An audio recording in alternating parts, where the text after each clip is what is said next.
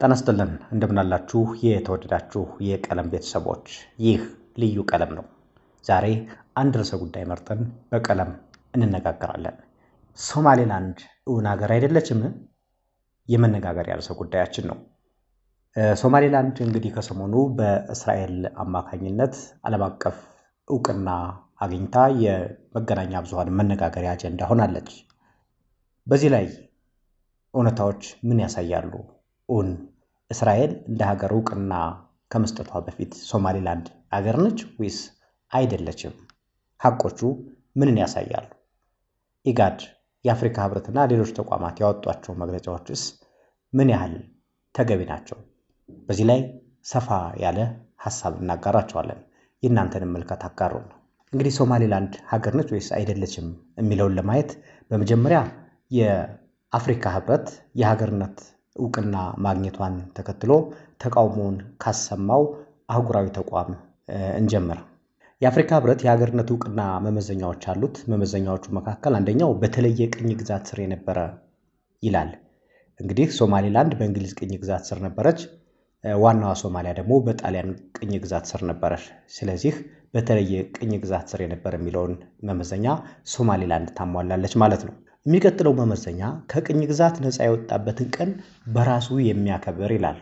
ይህንንም ስንመለከት ሶማሌላንድ ጁን 26 1961 አውሮፓውያን አቆጣጠር ነው ነፃ የወጣችው። ያንን የነፃነት ቀኗን ታከብራለች።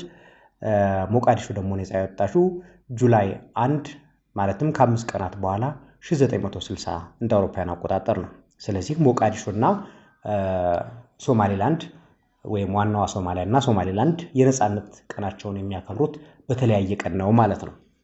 ሶስተኛው ደግሞ የድሮ ቅኝ ገዢ የነፃነት ማስረጃ የሰጠው የኔ ቅኝ ግዛት ነበረ፣ አሁን ግን ነፃ ሀገር ሆኗል የሚል ማስረጃ የሰጠው የሚል ነው። ሶማሌላንድ ከእንግሊዝ ነፃ እንደወጣች ማስረጃ ተሰጥቷታል፣ በእጇ አለ። ስለዚህ ነፃ ሀገር ለማስበል የሚያስችላትን ሶስተኛውንም መመዘኛ አሟልታለች ማለት ነው። የሚቀጥለው አራተኛው መመዘኛ ደግሞ እንደ መንግስት የሚሰራ የተደራጀ አካል ያለውና በሌሎች እምነት የሚጣልበት ይላል። እንግዲህ ሶማሌላንድ ባለፉት 3 አስርት ዓመታት እንደ መንግስት የሚሰራ የተደራጀ የራሱ ወታደር ያለው በየጊዜው ምርጫ የሚያካሂድ በህዝቡ ይሁንታ እየተመረጠ ዴሞክራሲያዊ የሆነ መንግስት አላት። እንደ መንግስት ሳይሆን ራሱ መንግስት የሆነ ስርዓት የገነባች አገር ነች።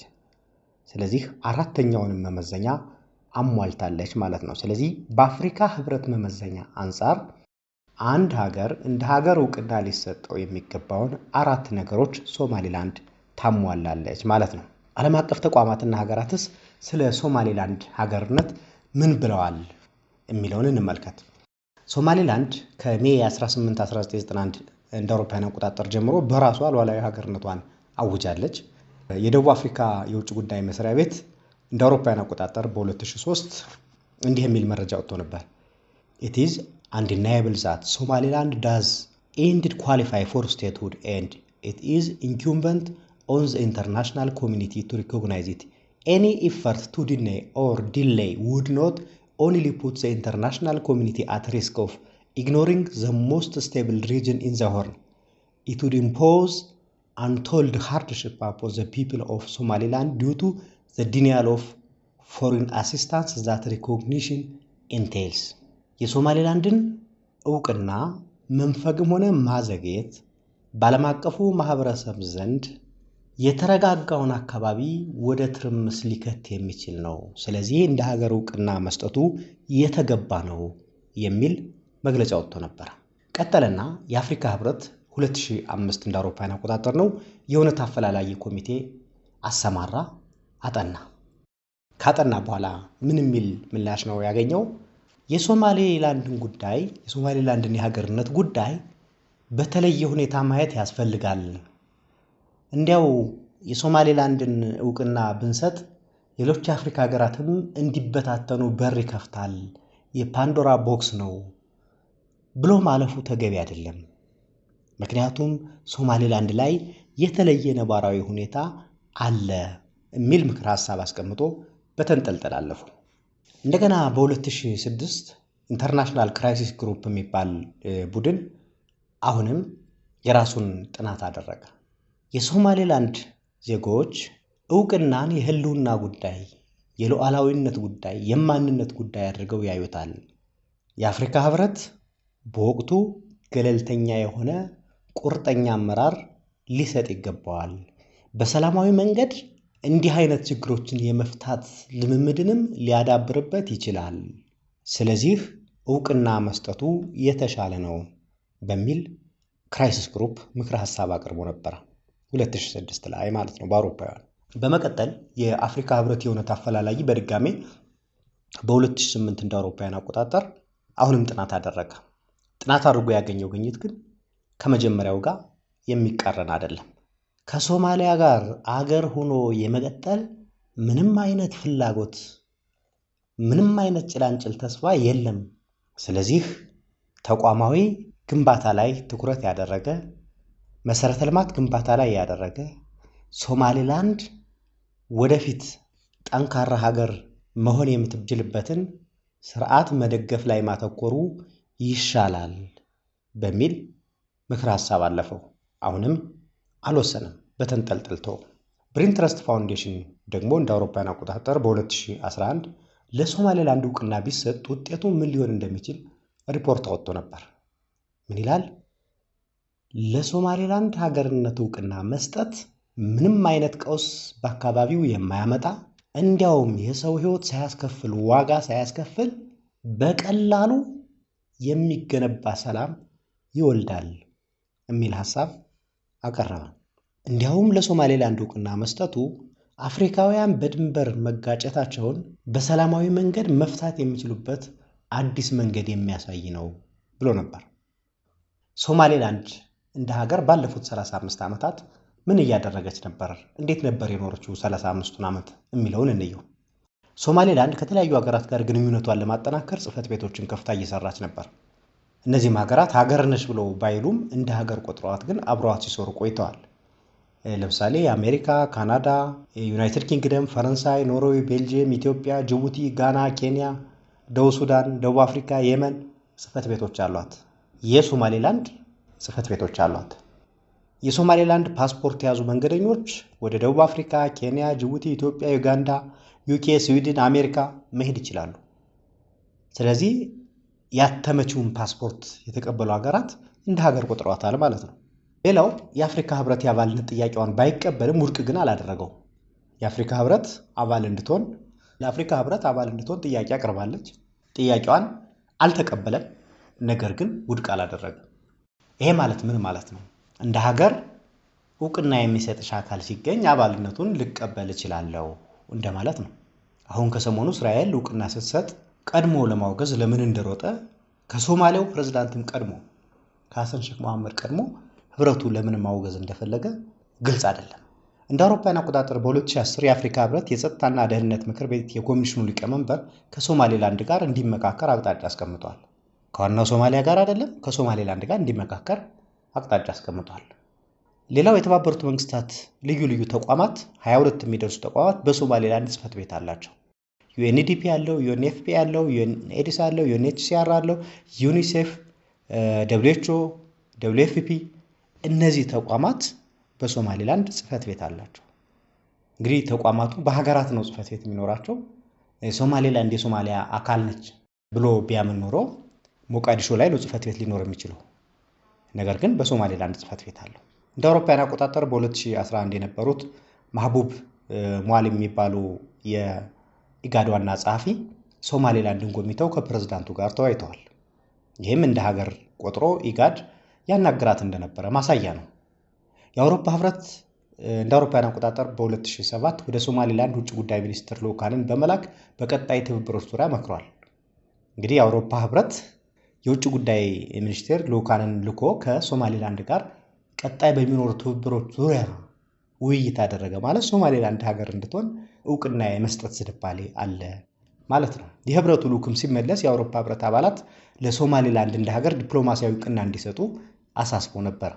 አሁንም በ2011 የአውሮፓ ህብረት የልማት ኮሚሽነር ሶማሌላንድን ጎብኝተው ለኢኮኖሚያዊ እድገት፣ ለትምህርትና ለመልካም አስተዳደር ስራዎች ድጋፍ እንዲደረግ ጥሪ አቀርቦ ነበረ።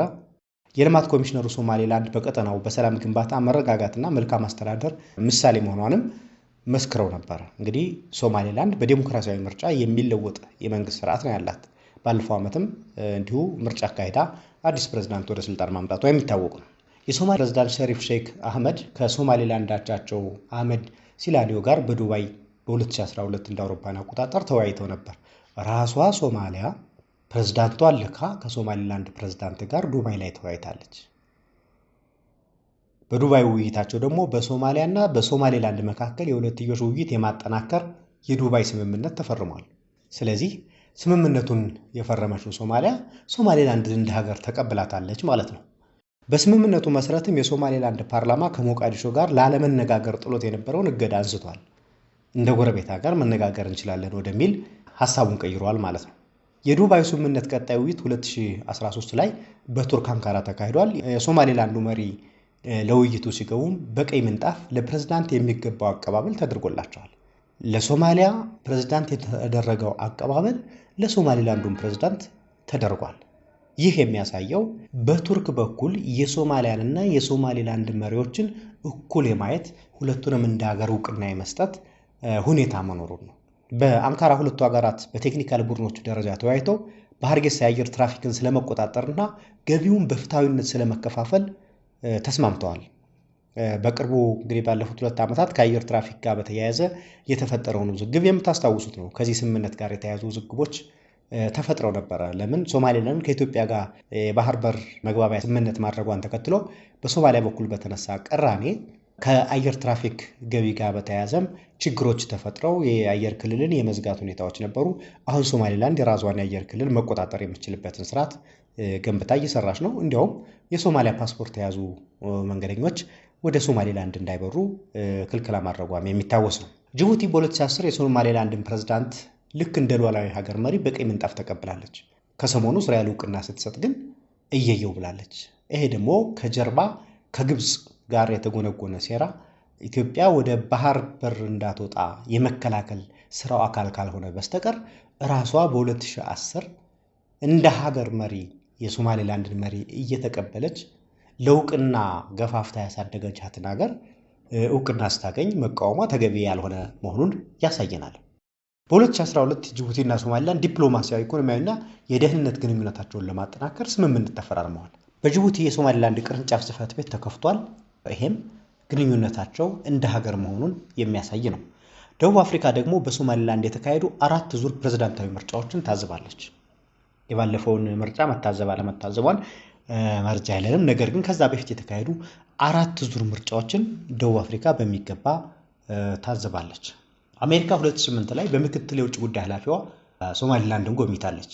በዚያው በ2008 የሶማሌላንድ ፕሬዝዳንት ወደ አሜሪካ ድጋፍና እውቅና ለማግኘት ተጉዘው ደማቅ አቀባበል ተደርጎላቸዋል። 2012 ላይ ደግሞ በሶማሌላንድ ውጭ ጉዳይ ሚኒስትር የተመራ የካቢኔ አባላት፣ የፓርላማ አባላት፣ ባለሀብቶች፣ የሚዲያ ኃላፊዎችና ምሁራን የተካተቱበት ልዑክ አሜሪካን ጎብኝቷል። የአሜሪካ ወታደራዊ ኃላፊዎች ከሶማሌላንድ ጋር ግንኙነት የመመስረት ጽኑ ፍላጎት አላቸው። በተደጋጋሚም ግንኙነት ያደርጋሉ። ወደ ሶማሌላንድ መጥተው ይጎበኛሉ። ሶማሌላንዶችም በተመሳሳይ ወደ አሜሪካ ሄደው ጉብኝት ያደርጋሉ፣ ልምድ ይወስዳሉ። ሶማሌላንድ ከእንግሊዝ ነፃ እንደወጣች 1960 እውቅና ከሰጧት 35 ሀገራት መካከልም አንዷ አሜሪካ ነበረች። በሚያዝያ 2013 የሶማሌላንድ ፕሬዝዳንት ወደ አሜሪካ አቅንተው ከውጭ ጉዳይ ሚኒስቴር፣ ከመከላከያ ሚኒስቴር፣ የአሜሪካ ተራድኦና የኮንግረስ አባላት ጋር ውይይት አድርገዋል። እነዚህ ሁሉ የሚያሳዩት ሶማሌላንድ ባለፉት 35 ዓመታት እንደ ሀገር ትንቀሳቀስ እንደነበረ፣ ሌሎች ሀገራትም እንደ ሀገር ይቀበሏት እንደነበረ፣ ነገር ግን በይፋ ሀገር ነች እንዳላሏት ነው። የዩናይትድ ኪንግደም የውጭ ጉዳይ ሚኒስቴር በ2004 ሶማሌላንድን ጎብኝተው ለምክር ቤቱ ንግግር አድርገዋል። ለሶማሌላንድ ምክር ቤት ከንግግራቸው በዋናነት የሚጠቀሰው ደግሞ ለሶማሌላንድ እውቅና አለመስጠት ከሶማሊያ ጋር ቀጤ ማለት አስገድዶ እንደመዳር እንደ ግዴታ ጋብቻ ይቆጠራል በሚል ያቀረቡት ሐሳብ ነው። ምንድን ነው የሚለው በእንግሊዝኛው ቃል በቃል The British government will never be party to an agreement that pushes you against your will into a forced marriage with the South ነው የሚለው ቃል በቃል።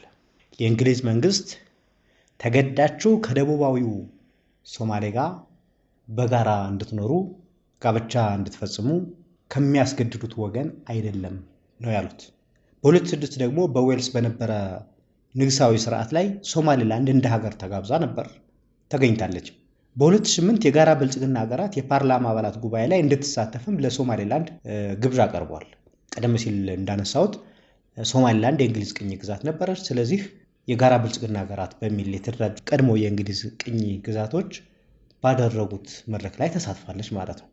በ2010 የሶማሌላንድን ፕሬዝዳንት የዩኬ የአፍሪካ ጉዳዮች ኃላፊ በለንደን ጋብዘው ዩናይትድ ኪንግደም ሶማሌላንድን በልማት በትብብርና በጋራ ጥቅሞች ዙሪያ ለመደገፍ ቁርጠኛ ነች፣ ሶማሌላንድ በቀጠናው ዘላቂ ሰላም እንዲመጣ ዋነኛ አጋራችን ነች ብለዋል። ይሄ ሶማሌላንድን እንደ ሀገር ከመቁጠር የሚመነጭ አስተያየት ተደርጎ ሊወሰድ የሚችል ነው። 2011 ላይ አሁንም የዩናይትድ ኪንግደም የውጭ ጉዳይ ሚኒስትር የአፍሪካ ጉዳዮች ኃላፊና የካቢኔ ሚኒስትሮች በተከታታይ ሶማሌላንድን ጎብኝተዋል።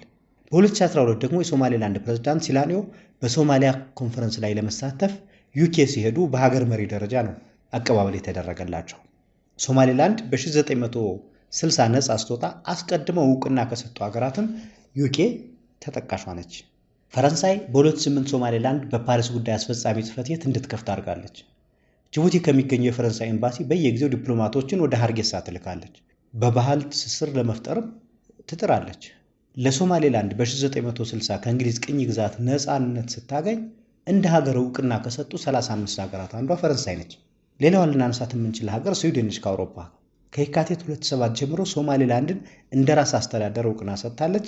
በትብብርም አብራት ትሰራለች። በዚያው በ2007 እንደ አውሮፓውያን አቆጣጠር የሶማሌላንድን ፕሬዝዳንት ወደ ስዊድን ጋብዛ ከፓርላማ አባላት ከስዊድን ዓለም አቀፍ የልማት ድርጅቶችና ከውጭ ጉዳይ ጋር እንዲወያዩ አድርጋለች። የሶማሌላንድ አፈ ጉባኤም በተደጋጋሚ ስቶክሆልምን ጎብኝተዋል። በብዙ ጉዳዮችም ምክክር አድርገዋል። በስዊድን ጉዳይ አስፈጻሚ ጽሕፈት ቤት አላት። ከበርካታ መንግስታዊ ያልሆኑ ድርጅቶች ጋርም በትብብር ትሰራለች። ይህ ሁሉ የሚያሳየው በስዊድንና ሶማሌላንድ መካከል ያለው ግንኙነት ሶማሌላንድን እንደ ሀገር የሚያስቆጥር ነው ማለት ነው። ስለዚህ ሰሞኑን እስራኤል እንደ ሀገር የቆጠረቻት ሶማሌላንድ በብዙዎች እንደ ሀገር የምትቆጠር ነች። ነገር ግን ሌሎች ሀገራት ድፍረት ስላላገኙ ብሔራዊ ጥቅምን ለማስጠበቅ በሚል ባለው የተለሳለሰ አካሄድ በይፋ እውቅና ባይሰጡም እስራኤል ግን በድፍረት ይህንን አድርጋለች። ይህንን አጥብቀው የተቃወሙት እነማን ናቸው ካል አንደኛዋ ተቃዋሚ ግብፅ ነች። ግብፅ ስጋቷ ምን እንደሆነ ግልጽ ነው። ሶማሌላንድ ሀገር ከሆነች ከኔ ጋር ጥሩ ግንኙነት ስለሌላት ከኢትዮጵያ ጋር ደግሞ የባህር በር ለመስጠት የጋራ መግባቢያ ስምምነት ስለተፈራረመች ኢትዮጵያ ወደ ቀይ ባህር እንድትመጣ ታደርግብኛለች የሚል ነው። ቀጣዩዋ ተቃዋሚ ጅቡቲ ነች። የጅቡቲም አንድ የግብፅ በትር ከመሆን የመነጨ ሁለት ደግሞ ኢትዮጵያ በሶማሌላንድ በኩል የባህር በር ካገኘሽ የኔን የባህር በር መጠቀም ታቆምና ገቢ ይቀንሳል የሚል ስጋት ስላለባት ይመስላል። ሌላኛዋ ተቃዋሚ ኤርትራ ነች። ኤርትራ ኢትዮጵያን የሚጠቅም የመሰላትን ነገር ሁሉ ከመቃወም ወደ ኋላ አትልም። የኢትዮጵያ ድክመት ላይ ተመስርታ የቆመች ሀገር በመሆኗ ኤርትራ በተለይ ኢሳያስ አፈወርቂ አመራር የኢትዮጵያን ውድቀት ማየት የሌት ተቀን ህልሙ ስለሆነ የኢትዮጵያ ፍላጎት ሊሳካ ይችላል ብሎ የሚያስብበትን ማንኛውንም ነገር ከመቃወም ወደ ኋላ አይልም። ሌላኛዋ የተቃወመችው ሀገር ቱርክ ነች። ቱርክ ደግሞ በሶማሊያ ሰፊ የሆነ የባህር ዳርቻ ወስዳለች። የሚሳኤል መሞከሪያ ግንባታ ላይ ነች። ስለዚህ ራሷ ብሔራዊ ጥቅም ስላለ ከራሷ ጥቅም አንጻር የሶማሌን የግዛት አንድነት እደግፋለሁ፣ የሶማሌላንድን መገንጠል ወይም የሶማሌላንድን የሀገርነት እውቅና እቃወማለሁ ማለቷ የሚጠበቅ ነው። ቻይናም የሶማሌላንድን የሀገርነት እውቅና ከተቃወሙት መካከል ነች። የቻይና ተቃውሞ ከራሷ ብሔራዊ ጥቅም ጋር የሚያያዝ ነው። ምክንያቱም ሶማሌላንድ ለታይዋን የሀገርነት እውቅና ትሰጣለች፣ ታይዋንም ለሶማሌላንድ የሀገርነት እውቅና ትሰጣለች። ስለዚህ ለታይዋን የሀገርነት እውቅና የሰጠባትን ሀገር እውቅና እንድትሰጥ አይጠበቅም ከቻይና በኩል ማለት ነው። ነገር ግን ሶማሌላንድ ለታይዋን የሰጠችውን እውቅና ብታነሳና የቻይና አካል መሆኗን በይፋ ብታውጅ ወዲያውኑ ቻይና የሶማሌላንድን ሀገርነት እውቅና ልትሰጥ ትችላለች። የኢትዮጵያ አቋም ምንድን ነው የሚል ጥያቄ እዚህ ላይ መነሳቱ አይቀርም። የኢትዮጵያ አቋም ያልተቀየረ ነው። ኢትዮጵያ የሶማሊያን የግዛት አንድነት ታከብራለች፣ የሶማሌላንድን ሀገርነት እውቅናም ትቀበላለች። ምክንያቱም በ1960 እንደ አውሮፓውያን አቆጣጠር ሶማሌላንድ ከእንግሊዝ ቅኝ ግዛት ነፃ እንደወጣች ቀድማ የሀገርነት ዕውቅና ሰጥታለች። ያን ዕውቅና ኢትዮጵያ አላነሳችም። ሶማሌላንድ ግን ከሶማሊያ ጋር ብሆን ይሻለኛል በሚል ከሶማሊያ ጋር በፌዴራል ስርዓት ስለተዋሃደች ያንን ዕውቅና መጠቀም አቁማ ነበር።